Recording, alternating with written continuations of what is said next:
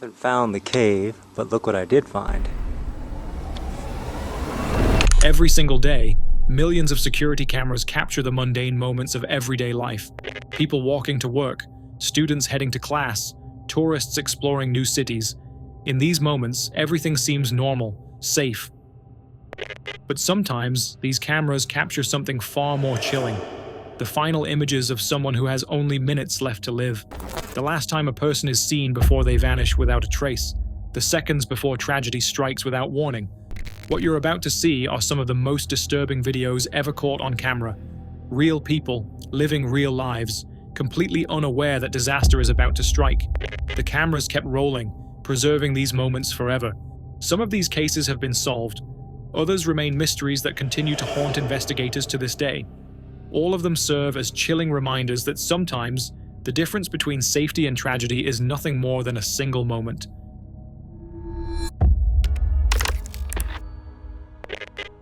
On the morning of February 22, 2024, security cameras at the University of Georgia captured what would become some of the most haunting footage in recent memory. The footage showed 22-year-old nursing student Laken Riley doing something she had done countless times before, going for her morning run through campus. But what these cameras didn't know, and what Laken couldn't have possibly predicted, was that she had less than 30 minutes left to live. Laken Hope.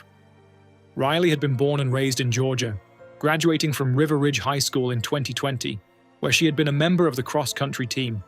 Her former coach would later describe her as a beautiful person, passionate about her healthcare studies, and an unselfish teammate. By 2024, she was attending Augusta University in Athens, pursuing her dream of becoming a nurse, though she had previously been an undergraduate at the University of Georgia and remained an active member of the Alpha Chi Omega sorority. For Laken, running wasn't just exercise, it was a part of who she was. That morning started like any other. At 8:55 a.m., Laken sent a text to her mother that read, "Good morning, about to go for a run if you're free to talk." It was a simple message, the kind that millions of people send to their parents every single day without a second thought. 8 minutes later, at 9:03 a.m., she called her mother, though it's unclear if they actually spoke or if the call went unanswered. What is clear is that by 9:05 a.m., security cameras captured Laken jogging with her phone still in her hand, moving through the UGA campus with the ease of someone who had taken this route dozens of times before. At 9:06 a.m., the cameras captured their final image of Laken as she turned toward Oconee Forest Park, a wooded area near Lake Herrick. From this moment on, the only record of what happened would come from her Garmin watch, her phone, and the evidence left behind. Just 5 minutes later, at 9:11 a.m., Laken's phone dialed 911. She never got the chance to speak to anyone on that call, but the fact that it was made at all told investigators everything they needed to know. Laken was fighting for her life. According to the timeline that would later be pieced together, she was attacked sometime between 9:06 a.m. and 9:32 a.m. During those 26 minutes, Laken fought back as hard as she could. Her Garmin watch, which had been tracking her heart rate throughout the run, showed that her heart stopped beating at 9:28 a.m. Meanwhile, Laken's mother had been trying to reach her daughter. She called multiple times and sent several texts, but none of them received a response. For a mother, this kind of silence can be unsettling, but there was no way she could have known just how dire the situation actually was. By noon, Laken still hadn't returned home. Her roommate, growing increasingly worried, contacted the UGA police at 12:07 p.m. to report her missing. Just 31 minutes later, at 12:38 p.m., UGA police discovered Laken's body in Oconee Forest Park, hidden in the wooded area behind Lake Herrick. Sergeant Kenneth Maxwell was among the first to arrive on the scene, and he immediately noticed visible injuries. He checked for a pulse and found none. Maxwell administered CPR in a desperate attempt to save her, but it was far too late. Laken had been gone for hours. An autopsy would later reveal the full extent of what Laken had endured in those final moments, though the details are difficult to comprehend. What can be said is that she had sustained significant injuries, and her passing was ruled to have been caused by blunt force trauma. UGA police would describe this as a crime of opportunity, stating that the perpetrator appeared to have acted alone. Disturbingly, this was the first incident of this nature on the university's campus since 1983, over 40 years prior. For the officers investigating the case, finding the person responsible became the obvious next order of business. And as it turned out, The evidence was already leading them in the right direction. During their investigation, police discovered Lacan's hair on a jacket that had been disposed of in a dumpster near a nearby apartment complex, located roughly 1 mile from where her body was found. Security footage showed a man throwing that jacket away, and when police obtained this footage, a roommate at the apartment complex was able to identify him. His name was Jose Antonio Ibarra, a 26-year-old man from Venezuela who had been living in the area. When questioned by police, officers noted that Ibarra's knuckles appeared red, and he had visible scratches on his arms, injuries consistent with someone who had recently been in a physical altercation. It didn't take long for authorities to place him under arrest. He was charged with 10 counts in total, including multiple counts of felony malice murder, false imprisonment, kidnapping, aggravated assault, and hindering a 911 call, among others. Bail was denied immediately. What made this case even more complex was the revelation that Ibarra had entered the United States without authorization in September of 2022, crossing near El Paso, Texas, where he had been apprehended by federal authorities but later released into the country. He had previously been arrested in New York City in 2023 and again in Athens, Georgia, in October of 2023 for an unrelated offense, only to be released once more. There had even been a bench warrant issued for him in December of 2023 after he failed to appear in court, yet he remained free. For Lacan's family, these revelations only added to their grief, knowing that this could have potentially been prevented. Ibarra pleaded not guilty to all charges. His trial, which he opted to have decided by a judge rather than a jury, began on November 15, 2024. Prosecutors presented evidence that included Ibarra's DNA found beneath Larkin's fingernails, proof that she had fought back with everything she had, as well as his fingerprint on her phone screen. His defense argued that the evidence was circumstantial, but on November 20, 2024, the judge found Ibarra guilty on all counts and sentenced him to life in prison without the possibility of parole. He is currently imprisoned in Georgia, where he will remain for the rest of his life. Lacan's funeral was held on March 1, 2024, at the Woodstock City Church, and she was buried at Enon Cemetery in Woodstock, Georgia. A memorial was also created for her at Lake Herrick, the place where her life was taken. Her family established the Lake and Hope Riley Foundation in her honor, vowing to turn their unimaginable tragedy into something that could help others. As her stepfather said, "She will be missed every day, but we promise to honor her life moving forward in a very big way." Today, the security footage of Lacan's final run serves as a haunting reminder of just how quickly everything can change. One moment she was a young woman with her entire life ahead of her, texting her mother and heading out for a routine jog, and the next, she was gone. The footage, now viewed by millions, has become immortalized as one of the internet's most chilling videos captured before disaster, a stark reminder of a life cut far too short and a family forever changed. On August 11, 2019, thousands of spectators gathered in Medellin, Colombia, to witness the annual Flower Fair parade, a beloved tradition that had been celebrated in the city for decades. The event featured vibrant displays of flowers, cultural performances, and aerial demonstrations by the Colombian Air Force. Among those performing that day were 2 soldiers, Technical Director Deputy Jesus Mosquera Lopez and 4th Technician Sebastian Gamboa Ricorte, who had been tasked with one of the most visually striking acts of the entire show, carrying the Colombian flag through the sky while suspended from a helicopter. Footage captured just before the incident shows the 2 men clinging to the edges of their nation's flag, a massive banner that stretched out beneath the helicopter as it flew over the parade route. From the ground, it was a breathtaking sight. The flag rippled in the wind as the helicopter moved through the air, with Mosquera and Gamboa holding on tightly to the metal cable that connected them to the aircraft above. They waved to the crowd below, seemingly at ease despite being suspended hundreds of feet in the air. For the spectators watching, it was a moment of national pride, a display of skill and bravery from 2 members of the Colombian Air Force. But what neither the soldiers nor the crowd could have known was that the cable holding them was about to fail. In an instant, the metal cable snapped. Mosquera and Gamboa, still clutching the flag, began to fall.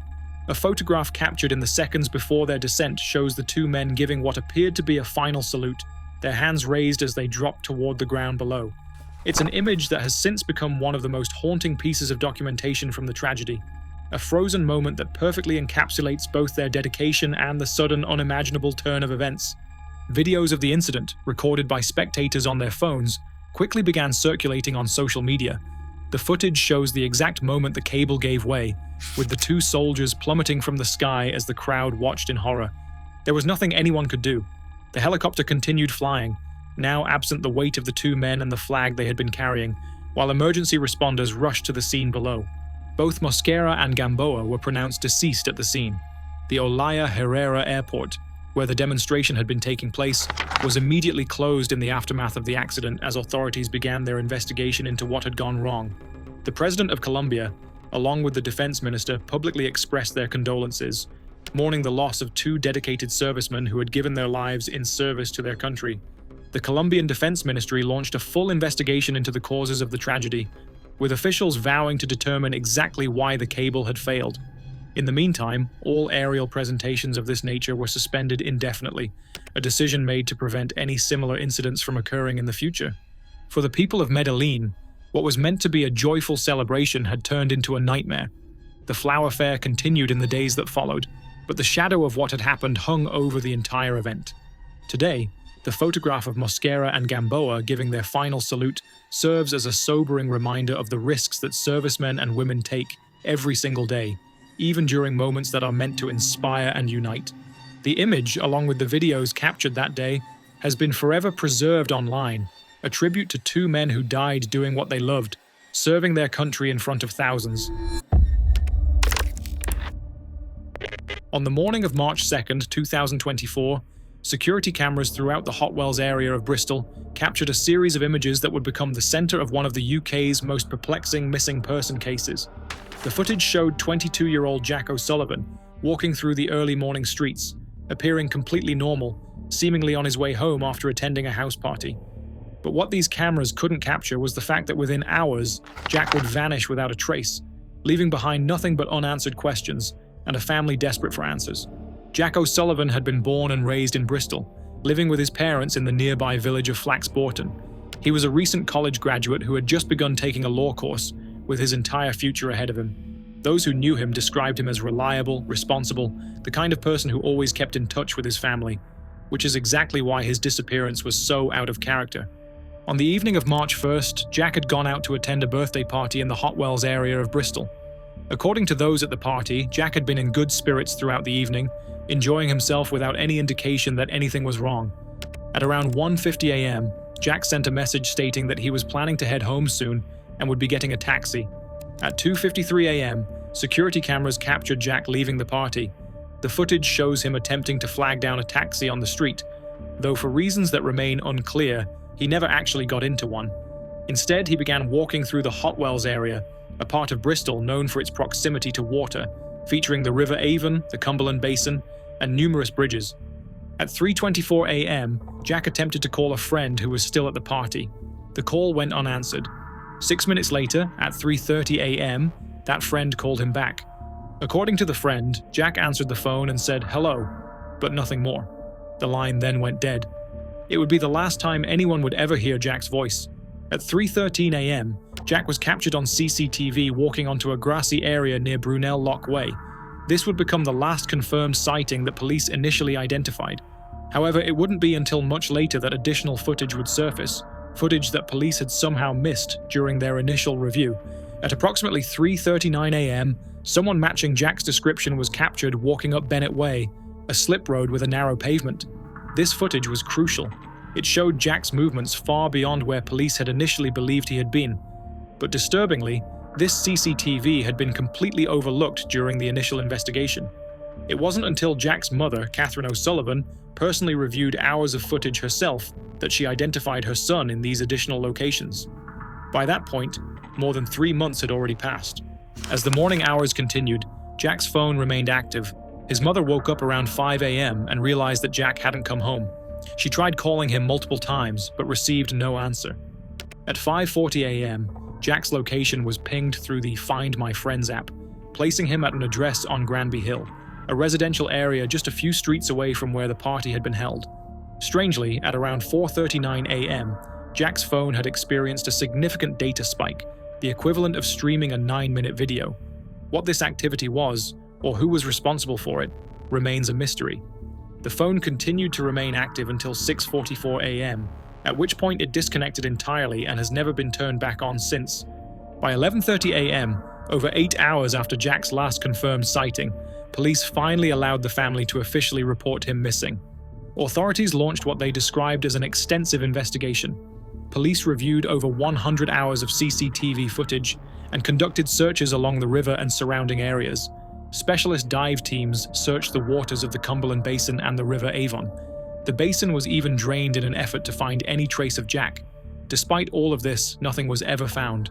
Not Jack's phone, not his wallet, not his house key, not his Emporio Armani watch, not even his distinctive brown Ralph Lauren trainers or his green Barber jacket.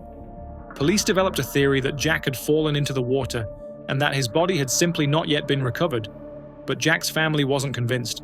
If he had gone into the water, people with experience have told us you should have found him by now, Catherine explained. Or found something at least, some evidence he was in the water. However, there has been nothing. The family consulted with an experienced former harbor master who had worked in and around the Cumberland Basin.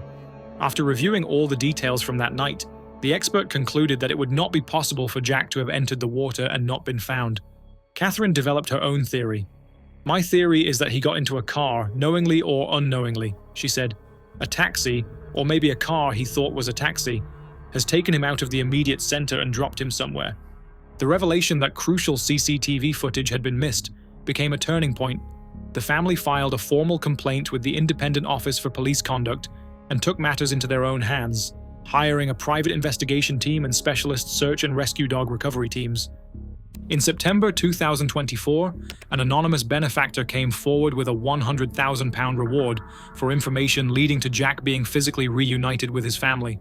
But alongside the public support, the family has also endured abusive and threatening messages from strangers, with some people even claiming to be holding Jack and demanding ransom payments. Throughout all of this, Catherine has remained adamant about one thing. "I am not prepared to accept Jack is not here until someone gives me evidence of where he is," she said. "Until I get some further information. For me, Jack is somewhere and I just have to keep looking." As of now, it has been over 20 months since Jack O'Sullivan disappeared. He would now be 24 years old. His case remains open, though the investigation has reached what authorities describe as a standstill. For his family, every day that passes without answers is another day of agony. "It's like being on the worst roller coaster ride of your life," Catherine said. "You've got constant anxiety, but without an explanation for it. That's the hardest thing to deal with." On the morning of January 16, 2023, surveillance cameras at Bianchini Espresso, a drive-through coffee stand in Auburn, Washington, captured footage that would shock the local community and raise serious questions about the justice system's handling of violent offenders. At around 5 a.m., a pickup truck pulled up to the drive-through window.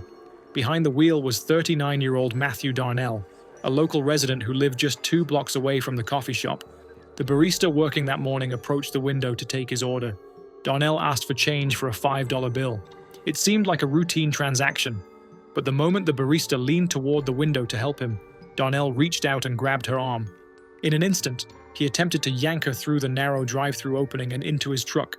The footage shows him pulling with significant force as the barista desperately tried to resist. What made the attack even more disturbing was what cameras captured next. Darnell was attempting to restrain the barista as he pulled her toward his vehicle, clearly intending to force her into the truck. The barista fought back with everything she had. She pulled her arm away with enough force to break free from Darnell's grip and immediately slammed the drive-through window shut. Realizing his attempt had failed, Darnell sped off in his pickup truck, leaving the traumatized barista behind.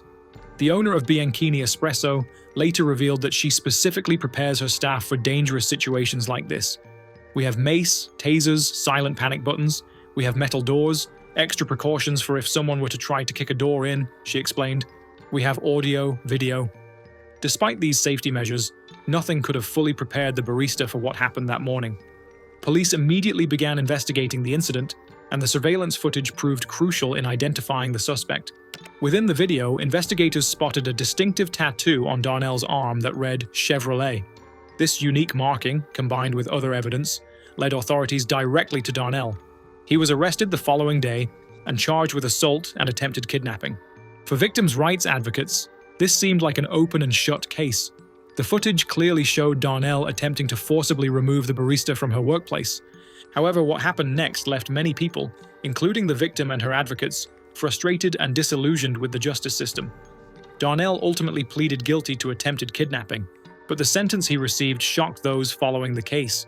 He was sentenced to just 50 days, and because he had already been in jail for 220 days awaiting trial, he was immediately released in August of 2023, just 7 months after the attack. It raises the question of why should people bother to report assaults, said Mary Ellen Stone, CEO of the King County Sexual Assault Resource Center. The message it sends to victims is what happens to you wasn't important. The other thing it does is that it says people that are behaving in this way, not that big a deal. You're not going to be held accountable. The King County Prosecutor's Office defended the sentence, explaining that they were bound by state sentencing guidelines and offender score calculations. Prosecutors statewide are limited by sentencing guidelines and offender score, a spokesperson stated. There are times, all the time, where people look and say, boy, that feels like it should be a longer sentence. But we are required to follow the state guidelines that are set by state lawmakers. The fact that Darnell lived just 2 blocks from the coffee shop only added to the concern. He was now back on the streets, free to drive past the very location where he had attempted to kidnap someone just months earlier. On the night of March 31, 2006, security cameras at the South Campus Gateway complex in Columbus, Ohio, captured footage that would become the centerpiece of one of the most perplexing missing person cases in American history. The footage showed 27-year-old Brian Schaffer, a second-year medical student at Ohio State University, entering the Ugly Tuna Saloon, a bar located on the 2nd floor of the building. Hours later, another clip showed him briefly conversing with 2 women outside the bar just before 2 a.m. He then walked off screen. From that moment on, Brian Schaffer was never seen again. Brian had grown up in Pickerington, a suburb of Columbus, and had graduated from the local high school in 1997, before attending Ohio State for his undergraduate degree in microbiology. By 2004, he had begun studying at the OSU College of Medicine, where he met Alexis Wagoner, a fellow medical student who would become his girlfriend.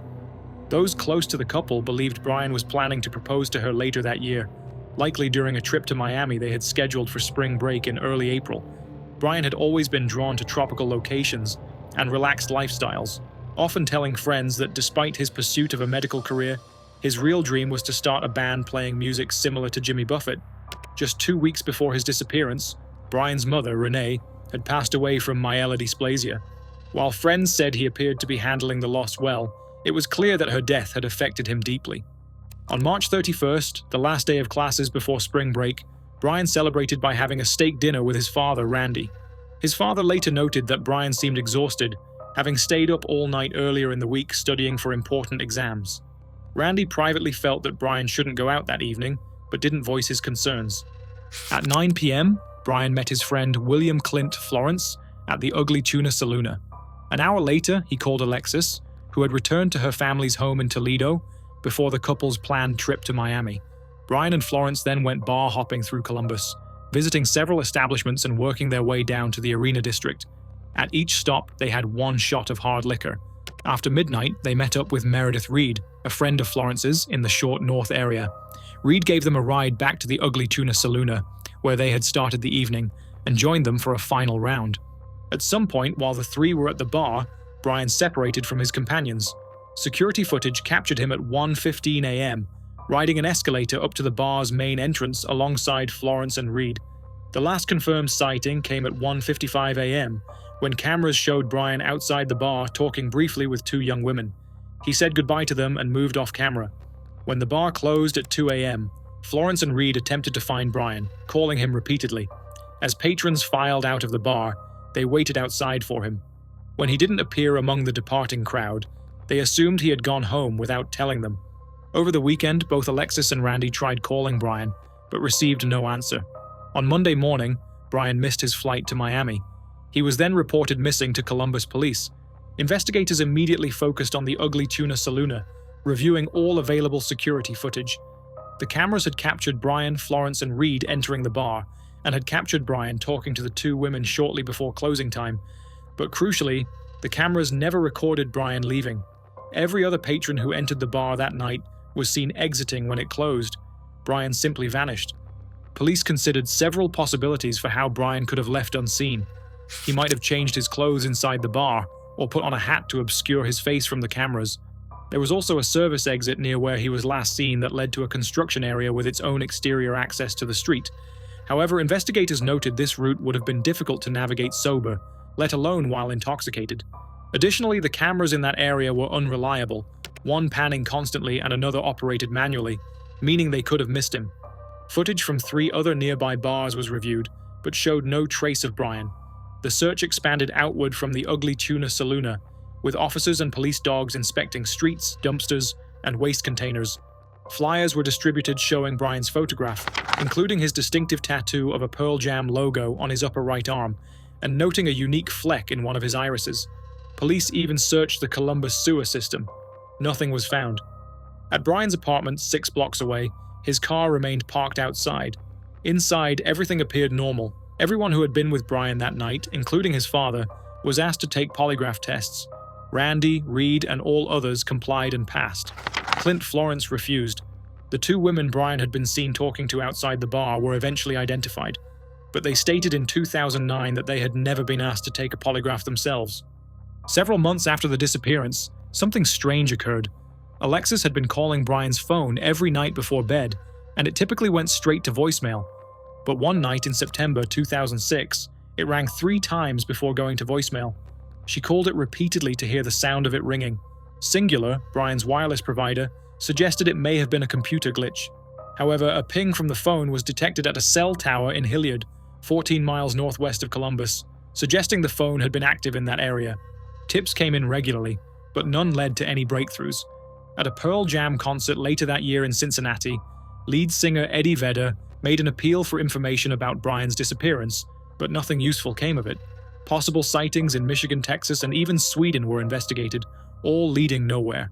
Randy Schaffer, who had lost his wife just weeks before his son vanished, dedicated himself to finding Brian. He consulted a psychic who claimed Brian's body was in water near a bridge pier. Randy, along with Brian's younger brother Derek and other volunteers, spent countless hours searching the shores of the Olentangy River near the OSU campus. Police briefly considered the widely disputed smiley face murder theory, which suggests a serial killer has been staging drownings of young men across the country, but ultimately rejected any connection to Brian's case. In September 2008, tragedy struck the family again. During a heavy windstorm, Randy was clearing debris in his yard when a branch fell from a tree and struck him. Neighbors found his body the following day. He died without ever learning what happened to his son. After Randy's obituary was posted online, a mysterious entry appeared in the condolence book. It read, "To Dad, love Brian, U.S. Virgin Islands." This raised the possibility that Brian had left Columbus to start a new life elsewhere. However, investigators traced the message to a public computer in Franklin County and determined it was a hoax. Shortly after Randy's death, Neil Rosenberg, the attorney for Clint Florence, sent a letter to a private investigator working with the Schaffer family. In it, he claimed that Columbus police believed Brian was alive, writing that if this were true, then it was Brian causing his family pain, not Florence, and that Brian should come forward. Rosenberg maintained that Florence had nothing to hide and had shared everything he knew from the beginning. This claim did little to satisfy those closest to Brian. Derek stated that as soon as detectives became involved, Florence stopped having contact with the family, adding that he believed Florence definitely knew something but wouldn't come forward. He suggested that if Brian did leave voluntarily, Florence would likely know where he went. Alexis also believed Florence was withholding information, though she felt Brian was more likely deceased than living somewhere under a new identity. By 2014, Columbus police confirmed they were still receiving at least 2 tips per month through the local Crime Stoppers hotline, though none had been useful. The case file had grown to fill 4 boxes. One of the original investigators stated he could say with 100% certainty that Brian did not leave the bar via the escalator. Police revealed they had 3 theories about what happened, but declined to discuss them publicly. In 2019, an image of a homeless man in Tijuana, Mexico, who resembled Brian began circulating online. The photo was forwarded to the FBI for facial recognition analysis, which ruled out the man as being Brian. In March 2021, the Ohio Bureau of Criminal Investigation released an age-progressed photo showing what Brian might look like at age 42, nearly 15 years after his disappearance. Today, the surveillance footage from that night remains the only tangible evidence of what happened to Brian Schaffer. The images show a young man entering a bar with friends, talking to 2 women hours later, and then walking out of frame. How he left that building, where he went, and whether he is alive or dead remain complete mysteries. The case stands as one of the most baffling disappearances in modern history, a reminder that sometimes people can simply vanish without a trace, even in a world filled with cameras and technology watching our every move. On the morning of August 23, 2024, security cameras along Jalan Masjid India in Kuala Lumpur, Malaysia, captured footage that would become one of the most surreal disappearances in recent memory. The footage showed 48-year-old Vijaya Lakshmi Gali, a tourist from India, walking along a busy pedestrian walkway with her husband and several friends. She was doing something she had done countless times during her 2-month stay in Malaysia, heading toward a nearby temple for morning prayers. But what these cameras didn't know, and what Vijaya couldn't have possibly predicted, was that within seconds, the ground beneath her feet would simply cease to exist. Vijaya Lakshmi Gali had traveled from Andhra Pradesh, India, to visit family in Kuala Lumpur. She had been in Malaysia for nearly 2 months, exploring the capital's colorful temples and vibrant markets, and spending quality time with relatives. By all accounts, she had thoroughly enjoyed her stay. Those who knew her described her as a devout woman who never missed her morning prayers. August 23rd was meant to be one of her final days in the country. She was scheduled to fly back home to India in just a few hours, her bags already packed, and her family eagerly awaiting her return. This morning temple visit was to be her farewell to the city, one last spiritual moment before her journey home. At approximately 8:22 a.m., security cameras captured Vijaya walking along the pavement near the intersection of Jalan Masjid India and Jalan Melayu, one of the busiest commercial streets in the historic district. She was moving at a relaxed pace, her husband and friends walking just a few steps behind her. The street was relatively busy for that time of morning, with pedestrians making their way to work and vendors setting up their stalls. Nothing about the scene appeared unusual. The pavement looked solid, the morning looked ordinary, and Vijaya seemed completely at ease. Then, in an instant, everything changed. Without warning, the pavement beneath Vijaya's feet collapsed. The footage shows the ground opening up like a trapdoor, swallowing her whole before she even had time to react. One moment she was there, walking forward. The next moment she was gone, disappeared into an 8-meter deep sinkhole that had formed directly beneath her.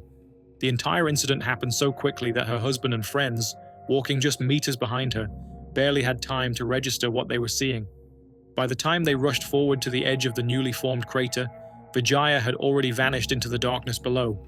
Emergency services were contacted immediately. Within minutes, the Kuala Lumpur Fire and Rescue Department arrived on scene, quickly cordoning off the area. What they discovered was both alarming and complicated. The sinkhole had opened directly above a collapsed section of the city's sewer system.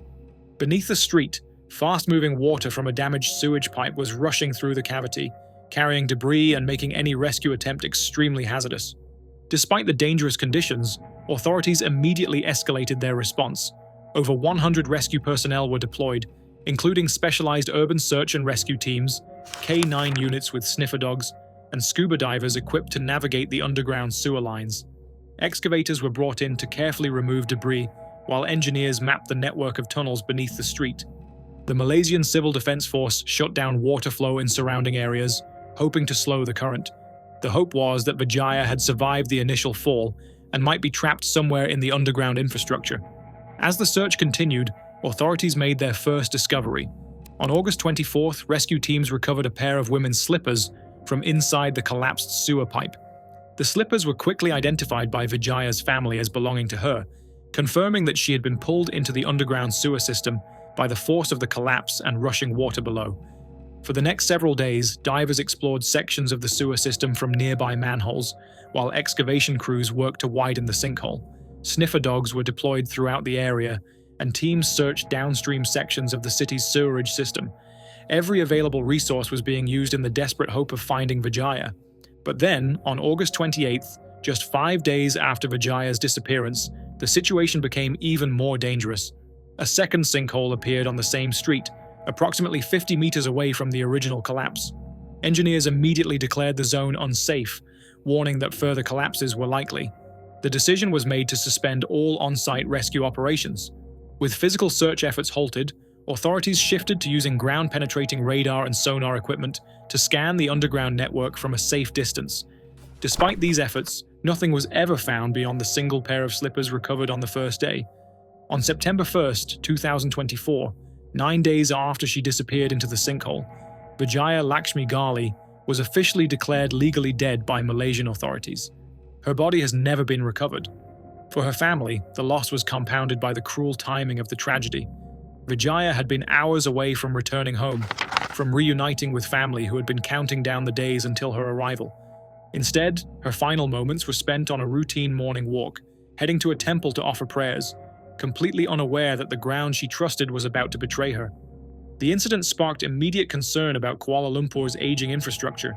Engineers discovered that many of the sewage and drainage pipes beneath Jalan Masjid India were decades old and had not been properly maintained.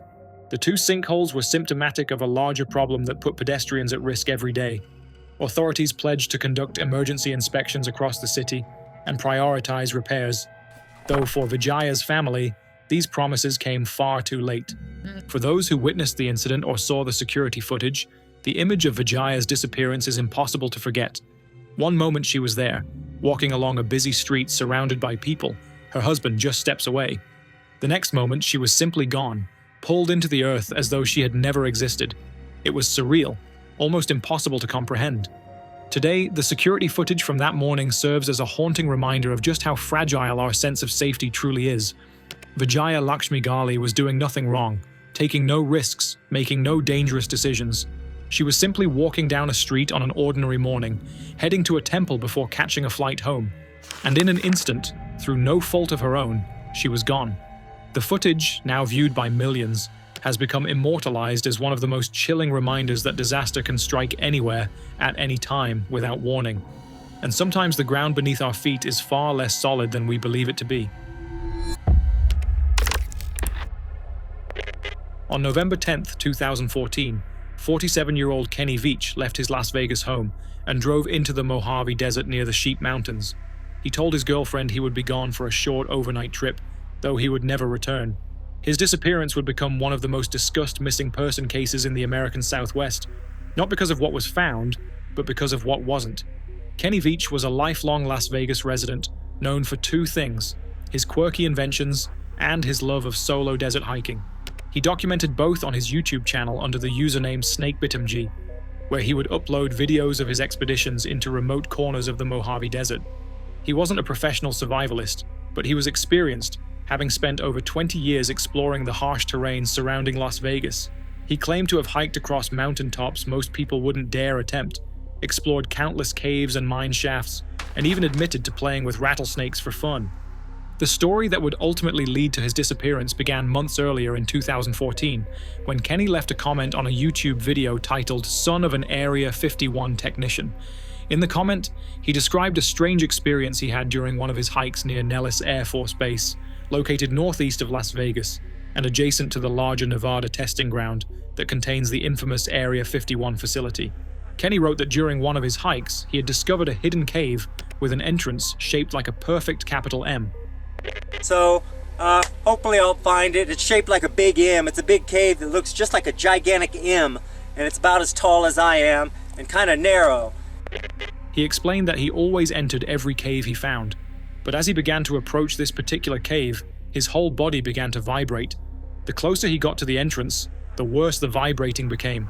The sensation frightened him enough that he turned around and left without going inside, calling it one of the strangest things that had ever happened to him. And something about that cave just spooked me. Out of all the caves I've ever gone in, this one just made my body vibrate. The closer I got to it, the crazier my body felt, and I was like, all right, I'm not gonna go in there right now, but I'm coming back someday. The comment quickly gained attention from other YouTube users. Some were intrigued, others skeptical. Many encouraged Kenny to return to the cave and document his findings on video. One commenter, however, left an ominous warning. "No, do not go back there. If you find that cave entrance, don't go in, you won't get out." Kenny accepted the challenge. In October 2014, he set out on a second expedition to find the M cave, this time armed with a 9mm handgun and a video camera. He posted the resulting footage on his channel on October 18th under the title M Cave Hike. The video begins at the entrance to an abandoned mineshaft approximately 15 miles north of the Las Vegas city limits. On my hike up here in the mountains north of Las Vegas. Kenny explained that the cave was somewhere to his northwest, down a valley and over a ridge. The footage then fast-forwards to him walking through a gully, stating that the cave appeared to be exactly in an area like this. During the hike, he managed to film both a bighorn sheep and a desert tortoise, but he did not locate the M cave. He returned home empty-handed. Look at him. Wow. He is big. Look at the horns on that guy. That's why I love coming out here. You never know what you're gonna see. Oh man, he's looking right at me and he probably hears me talking. The video received criticism from commenters, with many questioning whether the cave existed at all. Some encouraged him to try again, while others seemed to be provoking him. Kenny, motivated by the skepticism and doubt, announced plans for a third expedition. In one of his final online comments, he wrote that he would leave on Friday and be gone a few days, adding, "If I don't come back, please search for me." His girlfriend begged him not to go. She later stated that something in her gut didn't feel right, and she was seriously worried about him. But Kenny went anyway. On November 10th, 2014, Kenny departed for what would be his final hike. He told his girlfriend he would be gone for 2 nights and 3 days, and would let her know when he returned. When 3 days turned to 4, and 4 turned to 5 with no word from Kenny, his girlfriend grew increasingly anxious. On November 17th, a full week after he had left, she officially reported him missing to police. According to Kenny's sister-in-law, Susan Veach, the police didn't launch their search and rescue operation until November 22nd, missing what are considered the most critical days for a successful search. It was on that date that Red Rock Search and Rescue announced they had found Kenny's cell phone near a very vertical abandoned mineshaft, at precisely the location where he had filmed the opening of his October M cave video. There was no sign of Kenny down in the mineshaft itself. No camping gear, no backpack, no body, just the phone.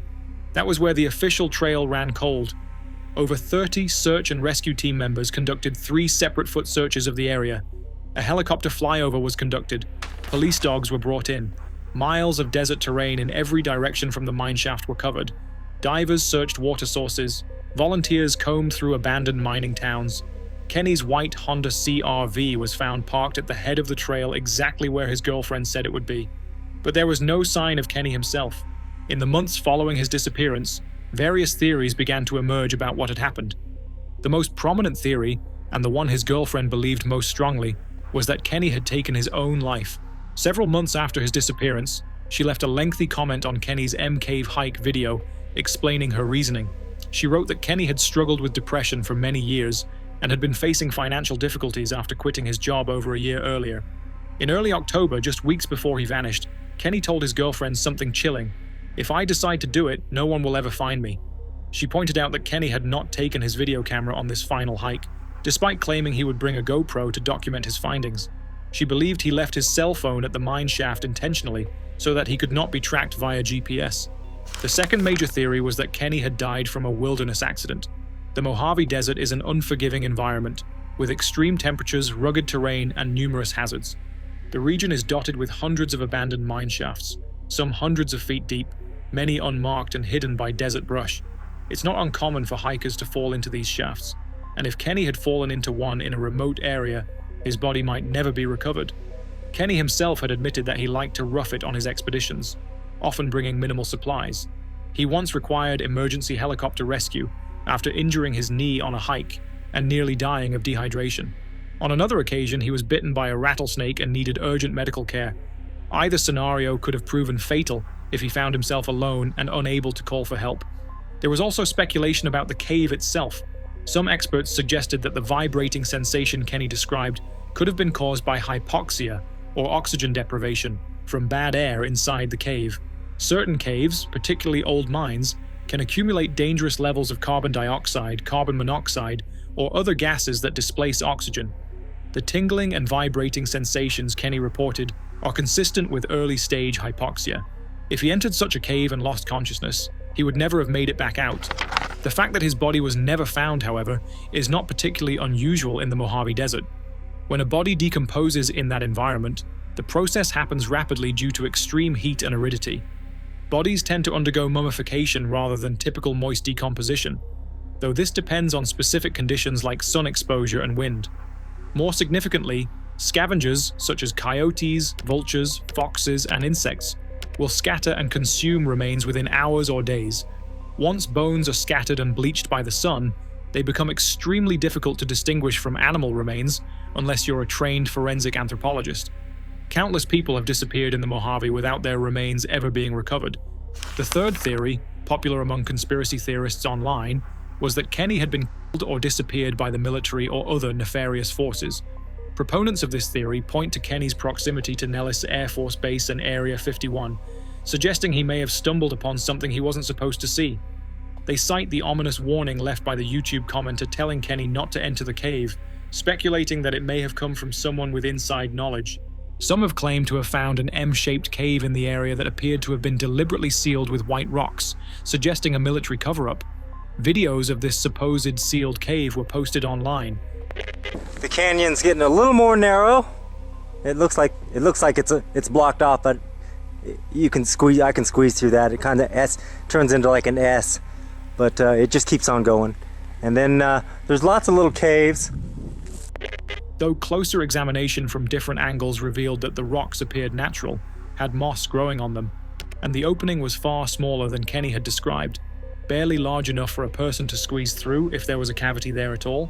The military theory faces several logical problems. Kenny's last known location near Sheep Mountain is approximately 80 miles southeast of Area 51 and over 30 miles south of Nellis Air Force Base. While he was hiking in the general region, he was not particularly close to any restricted military areas.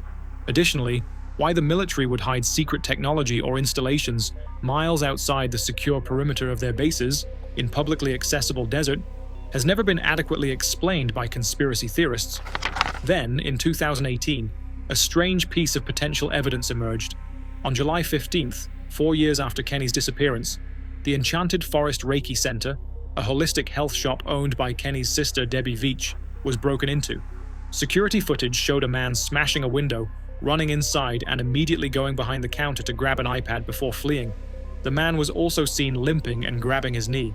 Susan Veach, Kenny's sister-in-law, was convinced the man in the grainy black and white footage was Kenny. She pointed out that only someone familiar with the store would know exactly where to look for the iPad so quickly, and the limping matched a persistent knee injury Kenny had from a previous hiking accident. Susan theorized that Kenny had either cashed in on a life insurance policy or was living under his deceased father's identity to collect retirement benefits, as his father's death had never been reported to Social Security. Kenny's daughter also briefly stated she believed the man was her father before later retracting her statement. The man in the video has never been positively identified, and no arrests were ever made in connection with the break-in. As for the M cave itself, it has never been definitively located. Multiple hikers and YouTubers have claimed to have found caves or rock formations in the area that match Kenny's description, but no consensus has emerged. Interestingly, in Kenny's October M cave hike video, some viewers have pointed out what appears to be an M-shaped formation visible in the background of one shot, though Kenny never acknowledged it or approached it during filming. In the years since Kenny's disappearance, the case has taken on a life of its own. In 2021, CNN released a 2-hour documentary about the case. Multiple YouTube channels have devoted dozens of videos to investigating his fate, some accumulating over 50 hours of content.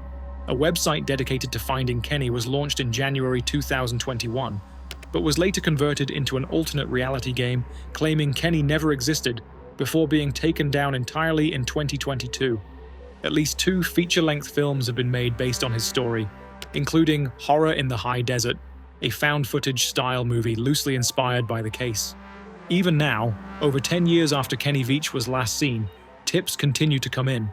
In 2019, an image of a homeless man in Tijuana, Mexico who bore a resemblance to Kenny began circulating online. The photo was sent to the FBI for facial recognition analysis, which ruled the man out as being Kenny. In March 2021, the Ohio Bureau of Criminal Investigation released an age-progressed photo showing what Kenny might look like at age 42. The most likely explanation, supported by the most evidence, is that Kenny Veach went into the desert on November 10, 2014, with the intention of taking his own life. He left his phone at the mine shaft so he couldn't be tracked. He didn't bring his camera because he had no intention of filming anything. He told his girlfriend that if he decided to do it, no one would ever find him, and he appears to have kept that promise. In the vast expanse of the Mojave Desert, With its countless hidden caves, deep mine shafts, and harsh conditions, a person could disappear completely and never be found. Scavengers and the elements would do the rest. But without a body, without any physical evidence beyond a cell phone left at a mine shaft, the case of Kenny Veach remains officially unsolved. The M Cave, if it ever existed beyond Kenny's imagination, has never been found. His YouTube channel remains online, a digital memorial to a man who loved the desert so much that he may have chosen to become part of it forever.